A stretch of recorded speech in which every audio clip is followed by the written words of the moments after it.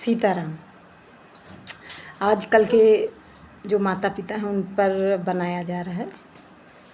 समझ पाना तो समझ लेना, नहीं समझ पाना कोई बात नहीं।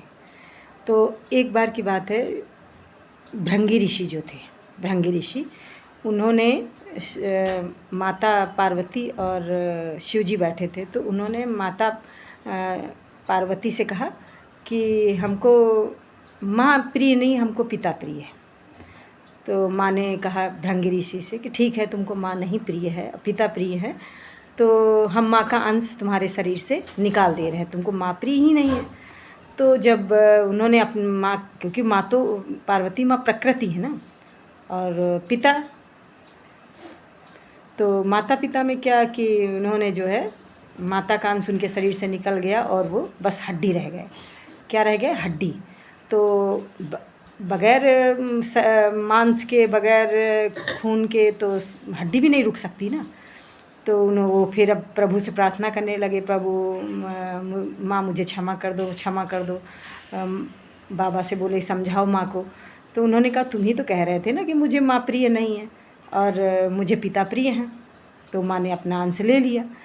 तो फिर इसी तरह आजकल के लोग जो हैं, आजकल के जो इस समय जो समय चल रहा है, तो माता पिता बच्चों को प्रिय नहीं है, तभी तो वृद्धाश्रम छोड़ दे रहे हैं, कहीं कहीं छोड़ दे रहे हैं, कहीं मतलब वो नहीं।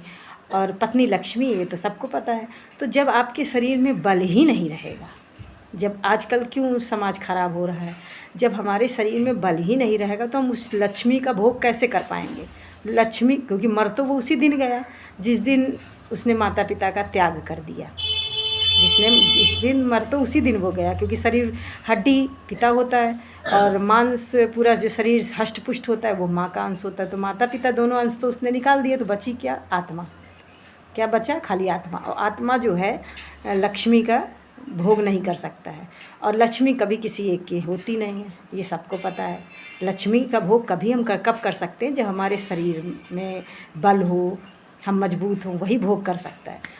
तो ऐसे ही जो है आजकल के समय में हो रहा। फिर पहले अलग हो रहे हैं, चाहे लड़का हो चाहे बहू हो, फिर उसके बाद एक दूसरे का मर्डर हो रहा है, छोड़ा छोड़ी हो रही है, फिर समाज भ्रष्ट हो रहा है। अब पहले स्त्रियां एक पति के सहारे पूरा जीवन काट देती थी, अब आजकल के समय में आप लोग खुद ही देख लो, एक पति अपनी पत्नी व्रत रखता था, पूरा जीवन काट देता था और सब अच्छा चलता था। अब आज के समय में सबको खुद ही दिख रहा है क्या हो रहा है। तो सबसे बड़ा है कि पहले शिव और शक्ति को बैलेंस करो, माता पिता को संभाल कर चलो, पकड़ कर चलो, तो ही हम सब कुछ पा सकते हैं, नहीं तो हम कुछ भी नहीं पा सकते। ऐसे ही तुलसीदास जी थे, जब पत्नी रत्नावली से अलग हुए तो वो राम राम राम राम बोलते थे। तो एक दिन हनुमान बाबा आए, तो उन्होंने कहा कि कोई आया था, याद नहीं आ रहा है, तो उन्होंने बोला आप पिता को तो याद करते हो। उनका शरीर दिन प्रतिदिन सूखता जा रहा था, दिन प्रतिदिन सूखता ही जा रहा था। तो उन्होंने बोला आप माँ को, पिता को तो याद कर रहे हो, राम राम राम राम राम राम, पर आपने कभी देखा कि आपका शरीर कैसे कमज़ोर और सूखता चला जा रहा है? तो माँ क्या है, वो हमारे शरीर को मजबूती देती है। तो माता पिता दोनों को साथ में याद करो। तो सीताराम सीताराम सीताराम जब वो जपने लगे, तब उनका शरीर अंदर से मजबूत होने लगा और वो भी मजबूत हुए। तो हमारे शरीर में माता पिता दोनों का तत्व बैलेंस होना बहुत ज़रूरी होता है।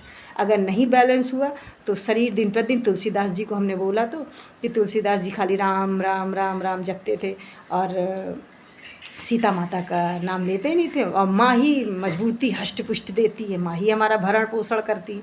तो जब वो सीताराम सीताराम जपने लगे तो अपने आप वो शारीरिक मानसिक तौर से मजबूत हो गए, और आज सभी लोग जानते हैं। तो उसी तरह हमारे शरीर में शिव शक्ति दोनों का बैलेंस होना बहुत ज़रूरी, तभी हम लक्ष्मी का भोग कर सकते हैं। और लक्ष्मी तभी हमें प्राप्त हो सकती जब हमारा शरीर स्वस्थ रहेगा, मजबूत रहेगा।